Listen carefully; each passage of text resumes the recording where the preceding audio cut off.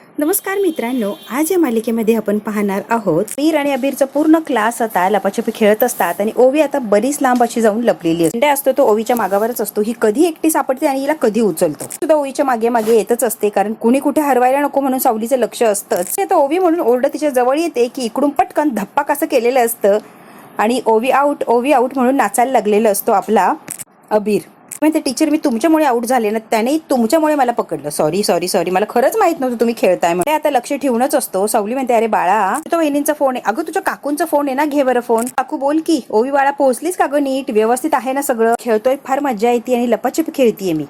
नंतर फोन करू का तुला? अमृता म्हणते तुझा बाबा खूप काळजी ते बाळा, त्याच्याशी एकदा एक शब्द बोल आणि मग खेळायला जा. एकच शब्द बोल सारंग सोबत. ते नाही, मी त्याच्यासोबत नाही बोलणार आहे. खोटारडा आहे. मला म्हटला की कॅम्पला सोडायला येतो आणि कॅम्पला सोडवायला तो आलाच नाही. त्याच्याशी बोलायचं नाहीये, मी कट्टी आहे. तुझं म्हणते 1 मिनिट बाळा प्लीज थोडंसं बोल त्याच्याशी. सावलीच्या हातामध्ये आता ओवी फोन देते आणि तिथून पळून चाललेली असते. इकडे अमृताने सारंगकडे फोन दिलेला असतो. सारंग आता बोलत असतो हॅलो हॅलो आणि तिकडे फोन असतो तो सावलीच्या हातात. म्हणतो ओवी चल आपण जाऊया आता. आणि ओवी आणि अबीर पळून जातात आणि फोन बरोबर सावलीच्या हातात असतो. सावली आता हॅलो हॅलो करते. म्हणतो ओवी बाळा खरंच सॉरी, खूप महत्वाचं काम होतं ना म्हणून येता आलं नाही.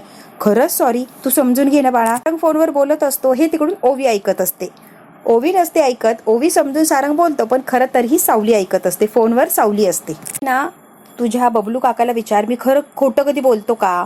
तुझ्यासोबत कधी खोटं बोललं असं कळालंय का तुला? नाही ना बाळा, खरंच महत्वाचं काम होतं. सारंग म्हणतो बाबाला एक मस्त पापा द्यायचा आता. सावली इतकी घाबरलेली असते. सारंग हे काय म्हणतोय, पण सारंग सावली म्हणून बोलतच नसतो, तो ओवी म्हणूनच बोलत असतो. पण सावली इकडे घाबरलेली असते. गोड पापा दे. काय देणार आहे ना ओवी मला? गोड पापा. मग बाबा देणार आहे तुला, आधी उजव्या गालावर मग डाव्या गालावर. सावली आता शॉक बसल्यासारखं फोन ऐकत असते. तिला काहीही बोलता येत नाही. मी ओवी नाहीये, मी सावली हे सुद्धा ती म्हणत नाही. ती फक्त सारंग जे बोलतोय तेवढं ऐकत उभी राहिलेली असते. सारंगने गोड असा पापा दिलेला असतो. पापा घेतलेला असतो सावलीने, गोड असा पापा सारंगचा. आणि आता म्हणते 1 मिनिट. सारंग इतका घाबरतो. मगाशीच खेळायला गेली, फोनवर मी आहे. सॉरी फोन ठेवते. सारंग इतका घाबरतो की पटकन सारंगने फोन बबलीच्या अंगावर फेकलेला असतो आणि तिकडून सावली सुद्धा फोन बंद करते.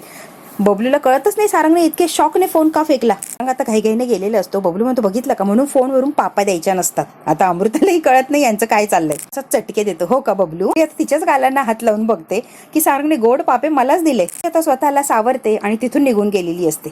मात्र अजून सुद्धा लक्ष ठेवून असतोच यांचं नेमकी काय चाललंय. हे मुलं मुली एकत्र आलेली असतात. पकडापकडी खेळायचं असतं.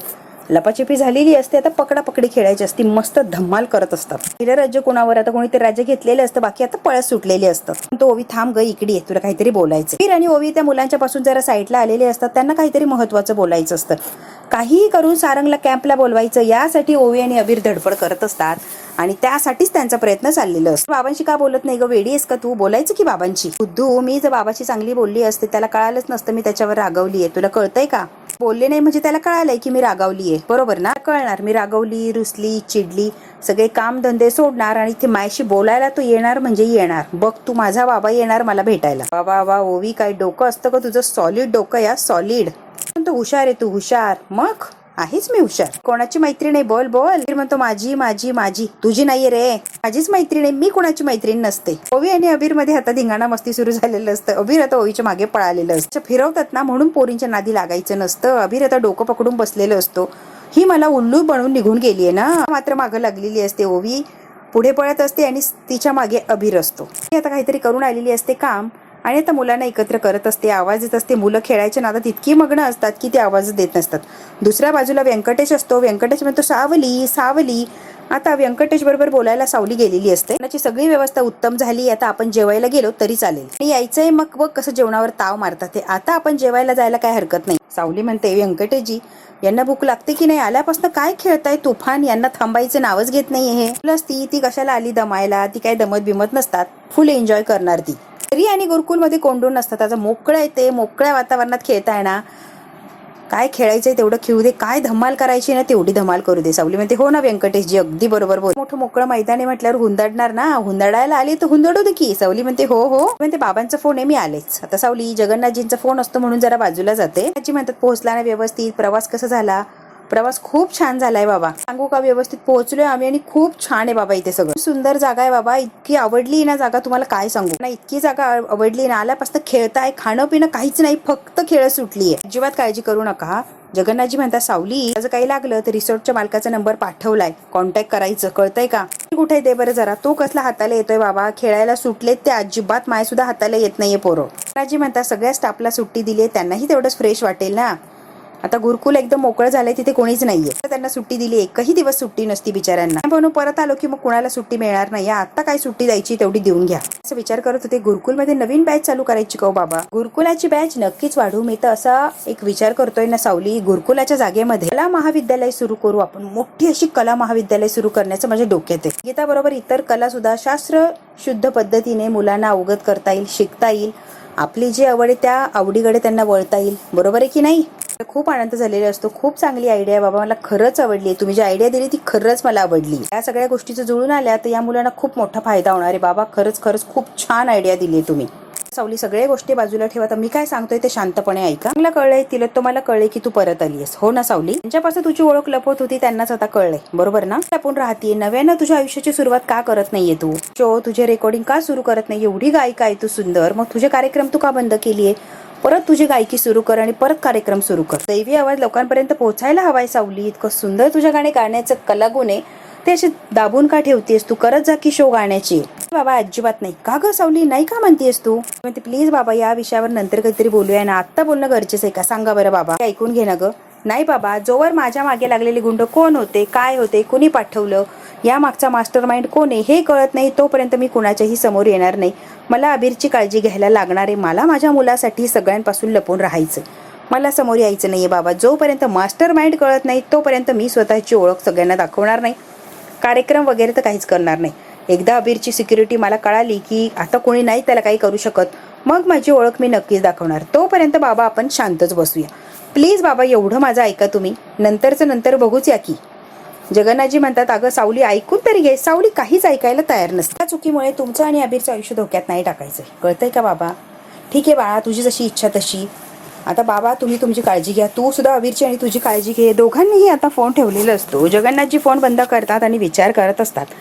सावली सुद्धा बंद करून फोन विचारालाच लागलेली असते. व्यंकटेश म्हणतो काय ग सावली? म्हणते व्यंकटेशजी पुढे वा, त्यांना ताटं लावायला सांगा, तोपर्यंत मी या सगळ्यांना घेऊन येते. म्हणतो 2च मिनिटात तयारी करतो. सावली म्हणते हो मी लगेच घेऊन येते. आता सगळ्या मुलांना जमा करत असते कारण जेवायसाठी जायचं असतं. गुरुकुलच्या जवळ आता राजकुमार आलेला असतो.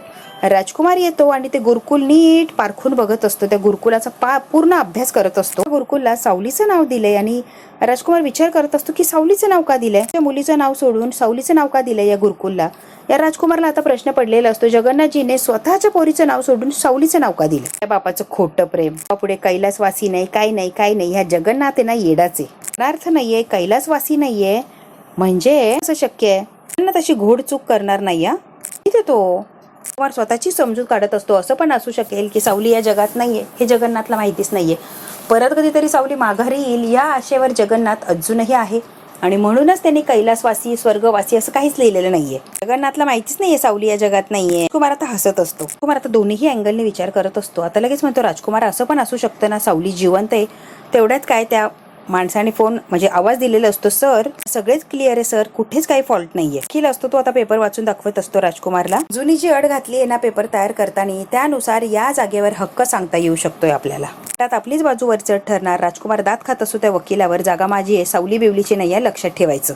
जरा तरी ही जागा हवी आहे म्हणजे हवीच आहे, लक्षात येतंय का? साम दाम दंडवेद जे काय वापरायचं ते वापरायचं, पण जागा मला हवी आहे म्हणजे हवीच आहे. आता निघून गेलेलं असतो. हो सर तुम्ही म्हणाल तसंच, आणि तो आता निघून जातो. राजकुमार अजूनही त्या गुरुकुलच्या बाहेर विचार करत तिथेच थांबलेलं असतं. कुलूप लावलेलं असतं. आता हात जाण्याचा प्रयत्न करत असतो पण कुलूप असल्यामुळे राजकुमार बाहेरच थांबतो. राजकुमार म्हणतो सावली सावली सावली हे नाव ऐकलं की तळ पायाच्या मस्तकात जाते, असं डोक्यात जाताना हे नाव करून टाकलंय तरी हे नाव माझ्या समोर काय येतंय तेच कळत नाही. राजकुमार फार संताप होत असतो. म्हणतो जर जिवंत असेल तर तिला मारून टाकेन, तिचं नाव कायमचं पुसून टाकणार म्हणजे टाकणारच. राजकुमारचा शब्द आहे. तिचं नाव माझ्या आयुष्यातून कायमचं पुसून टाकणार म्हणजे टाकणारच. मुलांची जेवण वगैरे झालेली असतात आणि सगळे आता परत खेळत असतात. ओवी बिचारी तोंड फुगवून तंबोरा करून बसलेली असते. आलेला असतो पळत. अशी आमच्यासोबत इतकी छान खेळत होती, किती मजा करत होती, हसी मजाक चालला होता आणि अचानक तुला काय झालंय ग ओवी? ओवी काय झालंय सांग तर. काहीतरी आयडिया सुचव ना, माझा बाबा इकडे आला पाहिजे ना रे. काय करू, मला त्याला इथे बोलवायचे. काहीतरी आयडिया सांग बरं अबीर, तू हुशार आहेस ना, तू आयडिया सांगू शकतोय. पण तो मगाशी तूच म्हटली ना ग, बाबाशी कट्टी केली आहे, बोलणार नाहीये तू, लगेच पळतील. मग का नाही आला तुझा बाबा? पळत नाही आला ना, मग आता मी तरी काय करू? त्याशी बोलावं असं वाटतंय. प्लीज खूप आठवण येते अबीर, काहीही कर आणि बाबाची आणि माझी भेट घडवून दे. त्याला बोलव बाबा, काहीही कारण सांग आणि त्याला इकडे बोलव. शिवाय माझं मनच लागत नाहीये अबीर. मुली आलेली असते. काय खेळताय रे, सगळे आराम करायचं सोडून इथे काय खेळताय तुम्ही? जरा आराम करा की. आपल्या टेंट मध्ये जायचं आणि आराम करायचं. चला चला, खूप वाढले, आतमध्ये जाऊन झोपा. चला. अबीर आणि ओवी गप्पाच मारत बसलेली असतात. सावली आता यांच्याकडे येते. या दोघांचं काय चाललंय? तर अबीर, मी ओवी, काय चाललंय? काय शिस्त आहे तुमच्या डोक्यात? का बसलास? अरे सांगा की. आई ओवी उदास आहे ग, नाराज झाली. ती का नाराज झाली काही कळेल का? बाबांशी बोलायचं आणि तिचे बाबा येतच नाहीये, बोलतच नाहीये म्हणून ती नाराज झाली. त्यांच्याशिवाय तिचं कुठंच मन लागत नाही, तिला बाबाच हवेत म्हणून ती हट्ट पकडून बसली. आई बाबांचा फोन येतो तेव्हा त्यांच्याशी बोलायचं असतं, असं फुगून नसतं बसायचं. मग असा पश्चाताप होत नाही. सावली आता ओवीला रागावत असते. बाबांचे किती फोन येऊन गेले, काही कळतंय का ओवी तुला? वाटते ना बाळा, का रागवली असेल एवढी सांग बरं? यार बाबाने मला फसवलं, कॅम्पला सोडवायला येतो म्हटला आणि आलाच नाही. काकाला पाठवले आणि स्वतः आता आलाच नाही, त्याच्याबरोबर बोलत नाहीये. अगं ओवी, तेवढ्यात काय सावलीचा फोन वाजलेलं असतं. वर्ष आयुष्य तुझ्या बाबांना बघ, त्यांनी परत फोन केलाय, बोल ना त्यांच्याशी प्लीज. मी काही बोलणार नाहीये, तुलाच बोलायला लागणार. फोन ठेवते आणि तिथून निघून गेलेली असते. ओवी म्हणते मला नाही बोलायचंय, मला त्याचा खूप राग आलाय. तुम्ही बोलतो की अबीर आता लगेच फोन उचलतो आणि बोलायला सुरुवात करतो. त्यावर फोन टाक, त्याचा आवाज ऐकू दे की मला. म्हणतो एकदा म्हणते बोलायचं नाहीये, एकदा म्हणते बोलायचंय, कधी म्हणते नुसता आवाज ऐकायचाय. नेमकी तुझं चाललंय तरी काय गे ओवी? हॅलो सुपर हिरो, बोला की. बोलतोय अबीर. अबीर बेटा बोल की. ओवीकडे फोन दे ना बाळा प्लीज. रागवली रे ती, फोनच उचलत नाहीये. हिरो रुसली नाही, ती भयंकर चिडलीये. का चिडली रे माझ्यावर? सोडायला आले नाही ना म्हणून एवढी चिडलेली आहे ती, कळतंय का? खूप महत्वाचं काम होतं म्हणून येणं झालं नाही बाळा. तिला समजावून सांग ना, तू तुझं ऐकेल ना, ती मैत्रीण आहे ना तुझी. ओवी याच्या अबीरच्या कानामध्ये काहीतरी सांगण्याचा प्रयत्न करत असे की बाबाला असं असं बोलतो, मला बाय करायचंय तिला. 3 दिवस तुम्हाला भेटणार नाही ना ती, म्हणून बाय करायचंय तिला. तिला वाईट वाटलंय बघा. अगं ओवी बाळा ऐक की, मला माहिती तू तिकडेच आहे. आला मोठा शहाणा. खोकलायला लागलेली असते. कोण खोकतय रे? ओवीच खोकतीये. ओवी खोकती हो, बघा ना किती खोकतीये ती. खोकला लागलाय तिला बघा की. हो ताप पण आलाय. कसलं अंग गरम आहे सुपर हिरो ओवीचं. नाटक करत असतो अबीर, काहीही सारंगला सांगत असतो खोटं. ओवी आजारी पडलीये, खोकला येतोय, ताप येतोय, माझा हात भाजला, इतका ताप भरलाय तिच्या अंगात. फक्त आणि फक्त तुम्हाला भेटायचंय, तुमच्यावर रुसली आहे ना म्हणून. म्हणतो ताप आलाय ओवीला, कधीपासून ताप येतोय? फोन मध्ये येऊन खोकत असते. टीचरला सांग ताबडतोब ओवीला घरी पाठव. अहो सुपर हिरो, मोठी माणसं आणि बाकी सगळे लहान आहेत, आम्ही कसं सोडणार तिला घरी सांगा बरं? काळजी करू, घेऊ तिची काळजी, घेऊ द्या तिला ताप, काय फरक पडतोय सुपर हिरो. असू द्या, नका काळजी. इकडे फोन दे जरा. फोन घेत नाही ना तुम्ही, काय फोन दे करताय हो? ती फोनच घेत नाही. टेन्शन घेऊ आम्ही काळजी. एक आजारी असताना मी इथे घरी बसणार आहे का सांग बरं? निघालोय, लगेच येतोय मी. फोन बंद केलेला असतो, कशाचाही विचार करत नाही आणि डायरेक्ट ओवीकडे निघालेला असतो सारंग. हिरो सुपर हिरो ठेवलाय रे नाटक्या. गप की होती रे आयडिया, येणार की नाही माझा बाबा आता? एकच नंबर ओवी, एकच नंबर. कोणाची फ्रेंड आहे सांग बरं? अबीर म्हणतो माझी मैत्रीण नाही, मी माझीच मैत्रीण. ओवी आता परत पळालेली असते अबीरला चिडवून. तो सगळ्या पोरी स्वतःच मोठेपणा करतात का? जास्तीत जास्त त्यांचाच मोठेपणा त्यांना असतो अबीर की आता सुपर हिरो येणार म्हटल्यावर धम्माल होणार आहे. इकडे खंड्याला फोन लावत असते. नेटवर्कच्या प्रॉब्लेममुळे खंड्याला काही फोन लागत नसतो. घडलं असेल, खंड्याने ओवीला ताब्यात घेतलं असेल का? तिला किडनॅप केलं असेल की कुणी पकडलं असेल? मोनिकाला नको नको ते प्रश्न सतावत असतात. थोडा टाइमपास करत बसलाय तिथे. ओवीला पकडायचं सोडून दुसरा टाइमपास चालला की काय? स्वतः नाही ही चूक करायची नाही, मी स्वतः जायचं नाहीये. त्यावेळेस जर कॅम्पला गेलं तर कसं व्हायचं? गोंधळ होऊन जाईल ना, मला इथून हलता येणार नाही. त्याचा फोन का लागत नाही म्हणून मोनिका चिडचिड करत असते. तेवढ्यात का एक फोन वाजलेलं असते. खंड्या बोल की. हॅलो. खंड्या किती वेळचा फोन लावते, फोन का लागत नाहीये रे? कल कहा नाही का रे? फोन ऑफ का करून ठेवलास मूर्ख कुठचा? काम सांगितलंय ते केलंय का? मॅडम जरा शांत बसता का हो? मग करत असताना फोन बंद ठेवायला लागतो, काही कळतं का मॅडम तुम्हाला? मोबाईलची रिंग वाजली तर पोलीस मध्ये फुकट लटकायला लागेल मला. ताब्यात घेतलंस का ते सांग. चांगली संधी होती ती, सावली आली की मध्ये करमडायला. वेळ गेली ना, जाऊ दे मूर्ती, आता नवीन वेळ शोध खंड्या. तर चान्स मिळालाच पाहिजे आणि रात्री तिला पळवायचं म्हणजे पळवायचंच. मोलाची संधी आता हातातून जाऊ द्यायची नाही. काही झालं तरी तिला पकडायचं म्हणजे पकडायचं. मॅडम काळजी करू नका हो, पकडतोय तिला. मला आता फोन बंद करा, मला तिच्यावर लक्ष ठेवायचं. ठेव फोन खंड्या कुठलचा. माझा प्लॅन एकदा सक्सेस झाला की मग मिळवलं. प्लॅन सुरू होणार त्या पोरीला पकडल्यावर. खरी मज्जा तिथूनच येणार. आता प्लॅनिंग करायला सुरुवात करते. ओवीला पकडायच्या आधीच तिने प्लॅनिंग सुरू केलेली असतात. किडनॅप करणार, ओवीला सोडवण्याच्या बदल्यात तिला या घरात आणण्याची डिमांड टाकता येईल की मग सावली या घरात कायमची येणार आणि धमाका होणार म्हणजे होणार. मोनिकाने खूप लांबचा विचार केलेला असतो. ओवीला किडनॅप करायचं, तिला सोडवायचं तर काय हवंय तर सावलीला या घरात आणायचं आणि मग तिला तमा मेंदळीची कशी नाचक्की होते ते बघायचे. म्हणून सगळा खटाटोप करत असते ही मोनिका. म्हणून ओवीला तिला किडनॅप करायचं असतं. काट्याने काटा काढणार. प्लॅन सक्सेसफुल होणार म्हणजे होणार. ओवी सुद्धा किडनॅप होणार आणि सावली सुद्धा या घरात येणार, तेही कायमची. घरात फक्त आणि फक्त एका बाईचं राज्य असणार, मोनिका मेहेंदळे. तिलोत्तमा मेहेंदळेला अशी काही धुडकावून लावते ना की बघतच राहा. फक्त सावलीला या घरात येऊ दे, तिलोत्तमा मेहेंदळेला कशी हाकलवते ना बघाच. फक्त मोनिका मेहेंदळे हिचं राज्य इथे असणार, फुल अँड फायनल. दाखवून देणार मोनिका जे ठरवते ते, आणि अगदी तसंच करते. आता छान असे सगळे मुलं रमलेले असतात, आनंद लुटत असतात, वातावरण छान असतं, सगळं काही छान व्यवस्थित त्यांना खेळावं, आनंद लुटावा असंच असतं. आता मुलांना खेळाचे नियम सांगत असते, डोळ्यावर पट्टी बांधणार, मग आंधळी कोशिंबिरीचा खेळ सुरू होणार. ओवी आणि अबीर एकमेकांना खाणाखुणा करत असतात, त्यांच्यात अजून सुद्धा काहीतरी चाललेलं असतं. ते बांधल्यावर समोरच्याला आउट करायचे, त्यानंतर जर बरोबर ओळखलं तर त्याचं किंवा तिचं राज्य संपणार. कोणाला चूज करू, बोला बोला बोला तिचं नाव घेतलेलं असतं सावलीने. पहिलं राज्य असतं. खंड्या लक्ष ठेवूनच असतो ओवी कधी एकटी सापडते आणि मी तिला कधी उचलतो. जवळ जवळ यायला लागलेलं असतो, त्याला ओवी उचलायची असते काहीही करू. छान गेम खेळत असते. सांग बरं ओवी. ओवी लगेच नाव सांगून टाक. ऋषी. हा ऋषी. ग ओवी चुकलीस तू, ते नाव विसरले मी. परत खेळायला लावलेलं असतं. आता खंड्या आता वैतागलेला असतो, वाट बघून बघून त्याला काही चान्सेस मिळत नसतो. पकडलेलं असतं तिने, सावलीला पकडलेलं असतं. आता अजिबात सोडत नसते. कोण आहे सांग बरं. आई असं नाव पटकन घेऊन टाकते. म्हटल्यावर सावली आता जरा थांबलेली असते आणि गोष्टीचा विचार करते की ही मला आई कशी बोलली एकदम. आता सावलीला फार असं आश्चर्यचकित होतं, आणि तिच्यापासून जेव्हा ओवी लहानगी ओवी त्या खंड्याने ओढलेली असते तो प्रसंग सावलीला आठवलेला असतो, आणि सावलीच्या डोळ्यात पाणी आलेलं असतं. ओवी तर सहज बोलून गेलेली असते की आई, पण सावली आता लगेच विचार करते की माझी मुलगी सुद्धा अशीच ओढली होती, आणि त्यावेळेला मी सुद्धा अशीच किंचाळत होते. आज ओवीने मला अचानक कसा आई म्हणून आवाज दिला. आता सावलीला सुद्धा आश्चर्य होतं, आणि सावली या गोष्टीचा विचार करायला लागलेली असते की असं काय झालंय की ओवी मला आई म्हणून पटकन बोलली. खरं तर ओवीला माहिती की टीचर आहे, मग ही आई कसं बोलली.